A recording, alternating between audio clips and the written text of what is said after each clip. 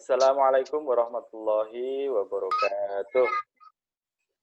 Waalaikumsalam warahmatullahi wabarakatuh.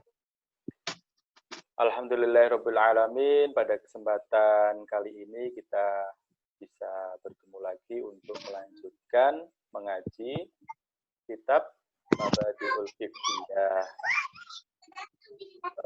Kemarin kita baru saja menyelesaikan kitab Mabadi'ul Fiqhiyah jilid 1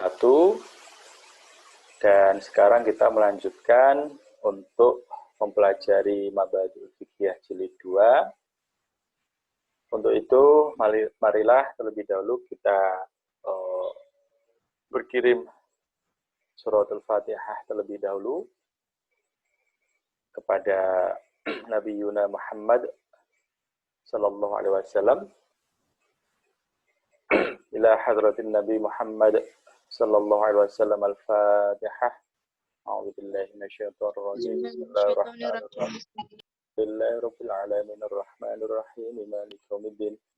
Iyyaka na'budu wa iyyaka nasta'in ihdinas siratal mustaqim siratal ladzina an'amta 'alaihim ghairil maghdubi 'alaihim waladdallin. Amin.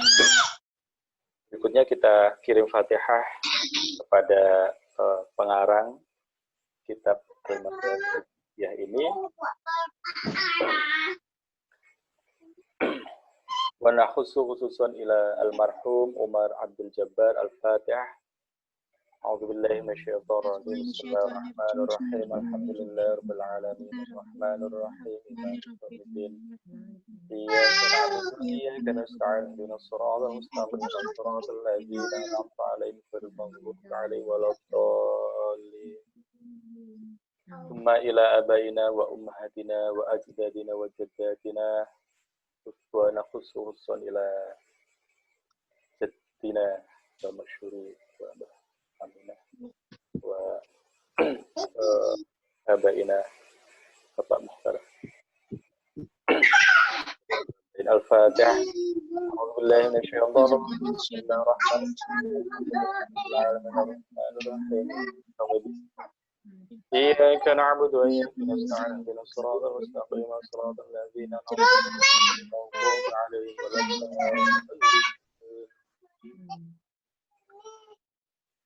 Bismillahirrahmanirrahim. Raditu billahi rabba wa bil islami wa bi Muhammadin wa rasulah. Rabbi zidni 'ilma warzuqni fahma waj'alni minas shalihin. Baik, kita mulai baca kitabnya ya. Ini Mbak Lila, ini ayah matiin dulu suaranya ya sama Tante Dani ini. Dan untuk bagian pertemuan ini ayah dulu yang baca Mbak ya. Kalau pertemuan berikutnya Mbak Lila nanti yang membaca, ayah dan Tante Dani menyimak.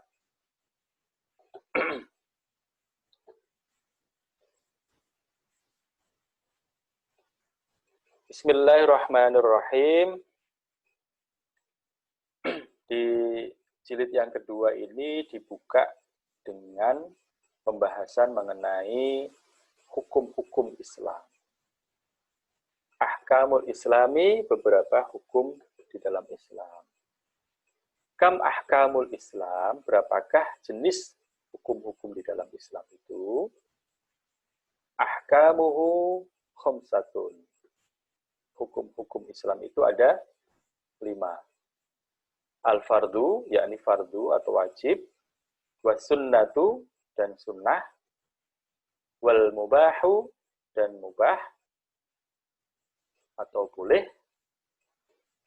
Kalau was-sunnatu tadi dianjurkan karena baik, wal haramu, dan haram atau dilarang, tidak boleh, wal makruhu, dan dianjurkan untuk dihindari.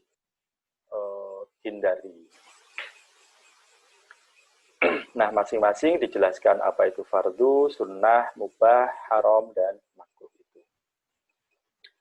Mal fardu, apakah fardu itu? Huwa, fardu itu atau wajib itu adalah al-wajibu. Wajib fi'luhu, melakukannya. Fa'idha fa'alahu, maka apabila melakukannya, al-mukallafu, seseorang yang mukallaf itu artinya sudah dibebani dengan kewajiban, ya, sudah akil baligh, sehat akalnya, ya kan, dan mampu, maka dia sudah dibebani oleh hukum Islam ini. Kalau di Islah dan di Almas itu belum terbebani dengan hal-hal yang wajib, sunnah, mubah, haram, dan makruh ini. Jadi ketika misalnya tidak melakukan kewajiban, ya tidak dikenai hukum itu, tidak terkena dosa, tapi terus dididik supaya nantinya setelah mukallaf tahu mana yang wajib, mana yang haram, dan seterusnya. Jadi hukum Islam ini dikenakan pada orang yang mukallaf, orang yang sudah terbebani oleh hukum. Nah, kembali ke sini, fardu itu adalah wajib yang ketika seseorang mukallaf itu melakukan, ya nalu, maka dia akan mendapatkan thawaban, pahala. Wa idza tarakahu, dan apabila dia meninggalkannya, ya nalu iqoban, dia akan mendapatkan dosa. Jadi itu yang disebut wajib. Jadi wajib itu bukan hanya melakukan sesuatu saja, tetapi tatkala tidak melakukannya, maka dia juga terkena dosa. Ketika melakukannya, dia mendapatkan pahala.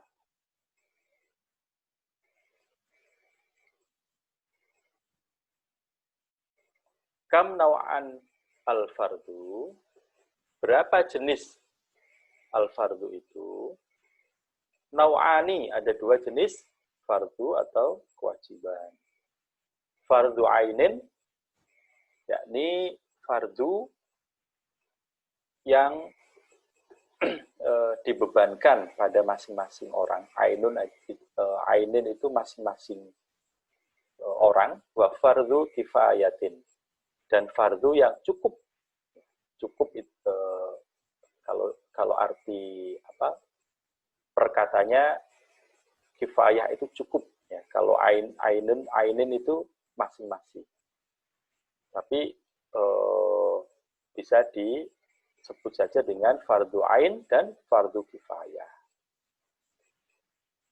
Artinya kewajiban yang dibebankan oleh masing-masing orang. Nah, itu disebut fardu ain. Dan fardu kifayah adalah kewajiban yang cukup ketika satu orang melakukan, maka yang lain sudah terbebas dari beban tersebut. Nah, itu secara bahasa saja sudah bisa diketahui kira-kira maknanya apa. Tapi di sini tidak dijelaskan. Mal fardul aini, apa itu fardu ain? Fardu ain itu adalah al-wajibu, kewajiban, fi'luhu, yang melakukan kewajiban itu dibebankan ala kulli mukallafin, kepada setiap mukallaf, setiap orang yang sudah terkena kewajiban beban tersebut. Kas-sholati, seperti sholat, wasyami, dan puasa. Jadi sholat dan puasa itu sifatnya wajib, ya, tidak ada pengecualian atau tidak ada syaratnya. Kenapa hanya dua contoh ini? Karena kalau zakat bisa saja tidak diwajibkan karena dia justru orang yang berhak menerima zakat, ya kan? Mustahik, bukan muzaki. Kalau haji, ya bisa saja dia malah orang yang sangat miskin, untuk kebutuhan sehari-harinya masih kurang, ya bagaimana mungkin dia bisa pergi haji karena membutuhkan modal yang sangat mahal, yang sangat tinggi. Jadi itu belum termasuk kewajiban. Nah, kalau sudah mampu baru menjadi kewajiban. Maka di sini disebutkan contohnya cukup 2 ya, meskipun nanti zakat juga wajib, haji juga wajib, tapi ada syaratnya. Nah, sholat dan puasa itu adalah kewajiban yang dibebankan oleh setiap individu, setiap orang. Makanya disebut apa tadi? Fardu ain. Kalau secara letterlek, ainun itu mata ya. Kewajiban yang dibebankan pada setiap mata orang. Kalau hewan kan seekor lah gitu kan, seekor ikan, seekor burung gitu kan. Kalau manusia dinisbahkan pada matanya. Di dalam bahasa Arab seperti itu. Kemudian jenis yang kedua, mal fardul kifai, apa itu fardu kifayah? Fardu kifayah itu adalah al-wajibu, kewajiban, fi'luhu, yang melakukan kewajiban, ala jami'il mukallafina, dibebankan kepada keseluruhan orang yang sudah mendapat pembebanan ya.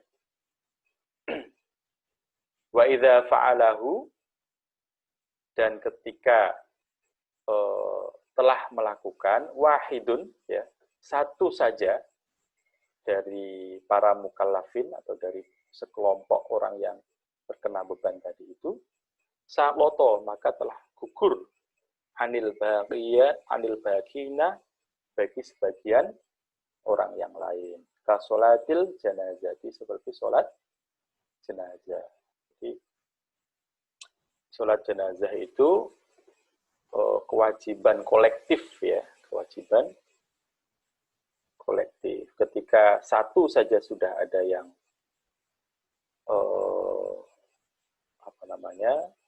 melakukannya, maka sebagian yang lain itu gugur. Jadi kalau yang pernah Mbak Lila lihat ya, misalnya di perumahan kita ada yang meninggal, kemudian ibu-ibu berkumpul ya, membantu menyiapkan segala sesuatunya, mulai dari memandikan jenazah dan seterusnya, begitu juga bapak-bapak. Nah, misalkan ya, karena terlalu repotnya, terlalu bingungnya ya, menyediakan segala sesuatu, sampai justru lupa mensolati, ya. Semuanya sampai lupa, ya, itu maka akan terkena dosa semuanya, terkena dosa semuanya. Satu perumahan bahkan ya semuanya akhirnya terkena gitu. Tapi misalnya ya, satu perumahan dan orang-orang yang berkumpul membantu tadi itu tidak ada yang bisa sholat jenazah, kecuali ada satu anak gitu, yang sudah akil baligh, ternyata dia bisa. Nah, si anak ini kemudian mensolatinya, maka si anak ini sudah menggugurkan kewajiban orang-orang satu kompleks perumahan tadi. Jadi dia dibebankan secara kolektif.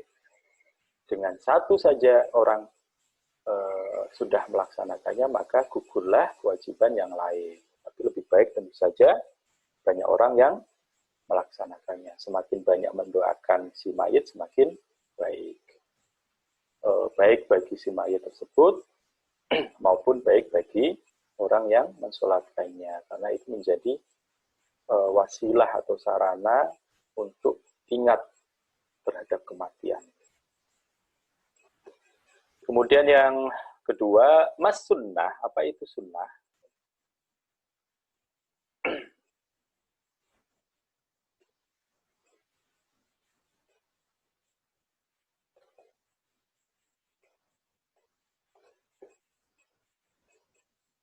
Iya, sunnah itu adalah al-amru, suatu perkara, al-mustahabbu, yang disenangi, yang disukai oleh Allah tentu saja. fi'luhu ya, mengerjakannya. Faman fa'alahu, maka barang siapa yang mengerjakannya, yanalu, akan mendapatkan sawaban, pahala. Waman tarokahu, dan barang siapa yang meninggalkannya, la yanalu iqoban, maka dia tidak memperoleh dosa. Jadi dilaksanakan bagus, nggak dilaksanakan juga tidak berdosa. Tapi kalau wajib tadi, dilaksanakan mendapat pahala, tidak dilaksanakan mendapat dosa. Contohnya apa ini? Puasa Senin Kemis, ya kan? Bersedekah, ya kan? Itu sunnah. Ya. Kalau menjalankan puasa Senin Kemis itu disenangi oleh Allah, ya, mendapat pahala. Tetapi kalau tidak melaksanakannya juga tidak mendapat dosa, tidak apa-apa. Mal mubahu, apa itu mubah? Nah, ini yang tengah-tengah ini ya. Mal mubahu, apa itu mubah? Huwa mubah atau boleh ya. Pokoknya sifatnya itu boleh saja gitu. Huwa mubah itu allazi yajuzu, sesuatu yang boleh ya. Yajuzu itu boleh lil insani, bagi manusia, fi'luhu, melakukannya. Wa tarkuhu, dan apa namanya? Meninggalkannya, fala thawaba fihi, maka tidak ada pahala baginya, wala iqoba, dan tidak ada apa? Dan tidak ada dosa. Ya. Dilakukan juga nggak ada pahala, nggak dilakukan atau ditinggalkan juga tidak ada dosa. Apa misalnya?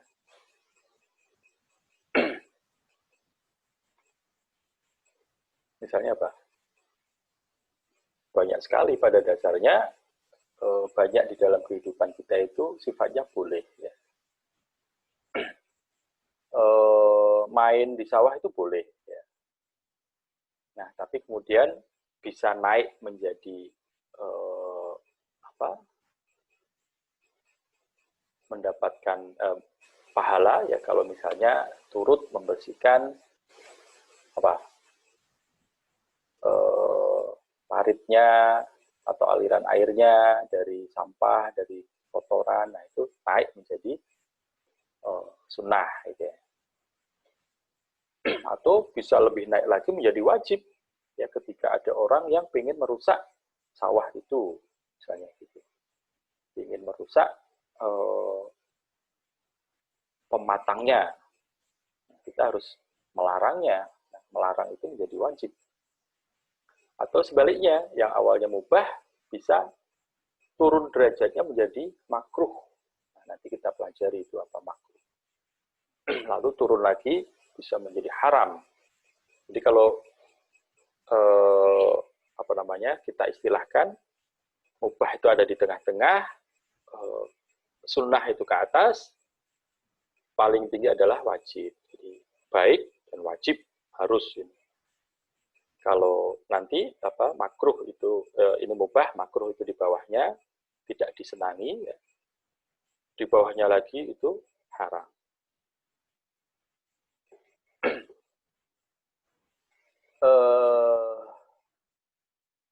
Mal haram, apa itu haram? Huwa, haram itu adalah al-wajibu, kewajiban tarkuhu, meninggalkannya. Jadi sesuatu yang diharamkan itu wajib meninggalkannya. Faman fa'alahu, maka barang siapa yang melakukannya, yanalu, akan memperoleh iqobat, dosa. Waman tarokahu, dan barang siapa meninggalkannya, yanalu, akan memperoleh tawaban, pahala.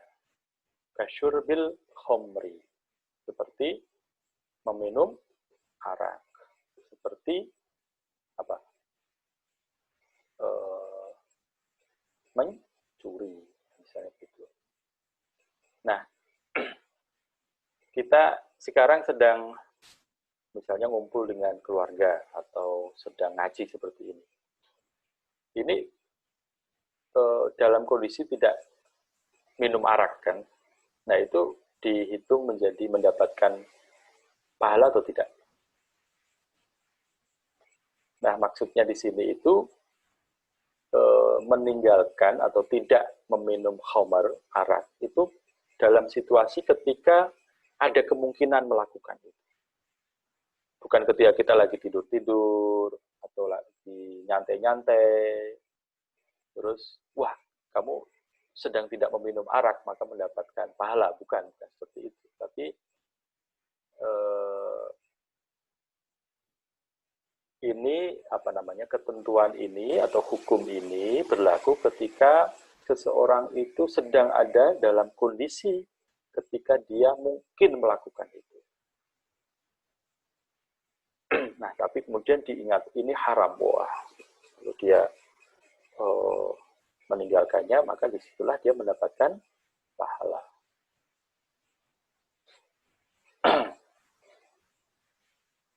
Jadi tatkala ada kesempatan, tapi justru kita tidak mau melakukan kesempatan yang haram itu, maka disitulah kita mendapatkan pahala. Mal makruh, apa itu makruh? Makruh itu adalah al-mustahabbu, sesuatu yang disenangi. Tarkuhu, untuk ditinggalkannya. Mustahabbu tarkuhu, meninggalkannya. Faman tarokahu, maka barang siapa meninggalkannya, yanalu tawaban, maka akan mendapatkan pahala.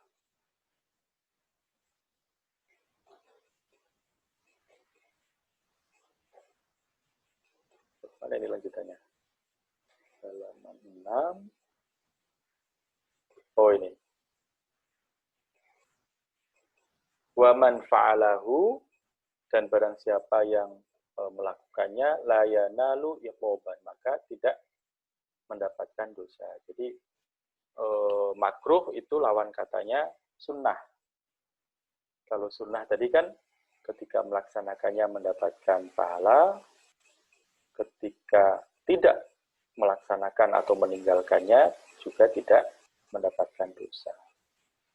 Sedangkan makruh itu sebaliknya. Kalau meninggalkannya, maka kita akan mendapatkan pahala. Tapi kalau kita melakukannya, maka tidak mendapatkan dosa. At-Taharah. Nah, ini sampai Taharah ini bersuci ya. Tata cara bersuci. Sampai di situ dulu ya. Untuk membuka pertemuan pertama kitab Al-Mabadi'ul Fiqhiyah juz kedua ini. Belum banyak terlebih dahulu ya. Ini yang dasar-dasar. Nah, pertemuan berikutnya kita belajar Toharoh atau suci, apa itu Toharoh, dan seterusnya. Ini mungkin bisa kita kaji lebih banyak lagi. Baik, begitu kita akhiri. Semoga ini bermanfaat untuk kita semua, untuk menambah pemahaman kita terhadap Islam, dan kita berupaya dengan sekuat hati istiqomah untuk bisa melaksanakannya. Kurang lebihnya mohon maaf. Saya akhiri. Wassalamualaikum warahmatullahi wabarakatuh. Waalaikumsalam. Selanjutnya Mbak Lila yang membaca doa lagi ya. Ya. Ya, Mbak. Allahumma qad istauda'tuka ma'alam tanihi farduduhu ilayya inda hajati ilaihi wala tansanihi. Amin. Amin ya rabbal alamin. Allahumma arinal haqqa haqqa warzuqna ittiba'ah wa arinal batila batila warzuqna ijtinaba. Assalamualaikum warahmatullahi wabarakatuh. Terima kasih. Waalaikumsalam. Lila, terima kasih Tante Dani. Sudah saya tutup ya.